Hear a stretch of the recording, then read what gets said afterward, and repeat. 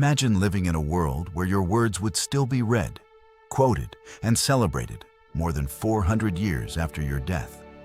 That is the story of William Shakespeare, often called the greatest writer in the English language. William Shakespeare was born in 1564 in a small town called Stratford-upon-Avon, England.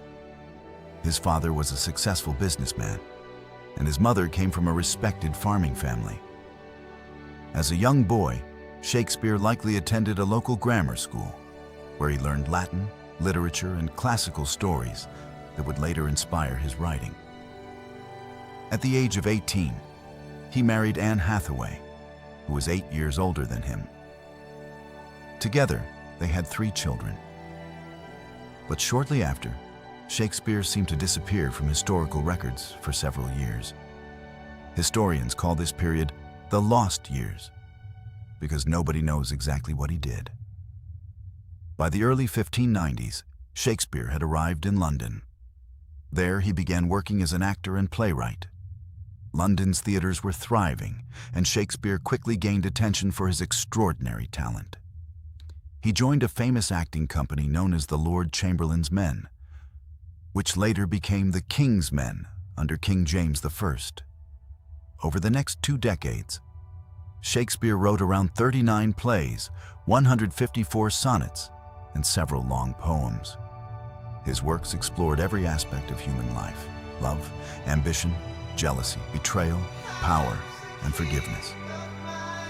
His greatest tragedies include Hamlet, the story of a prince seeking revenge; Macbeth, a tale of ambition and guilt; Othello, a story of jealousy and deception; and Romeo and Juliet, perhaps the world's most famous love story.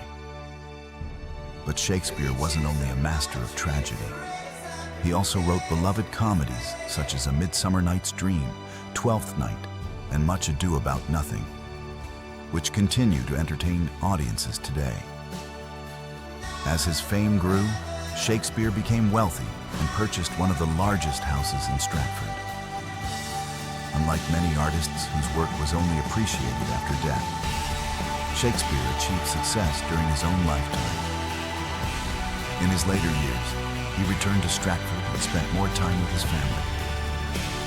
On April 23, 1616, at the age of 52, William Shakespeare died. Yet his influence did not die with him. His friends later collected many of his plays into a book known as the First Folio, preserving his work for future generations. Without this effort, some of his greatest masterpieces might have been lost forever. Today, Shakespeare's plays are performed in almost every country in the world. His stories have inspired countless books, films, songs, and works of art. Many common English phrases we use today were first written by him. More than 4 centuries later, William Shakespeare remains a symbol of creativity, imagination, and the timeless power of storytelling. His life began in a small English town, but his words traveled across centuries and continents, proving that great stories never truly die.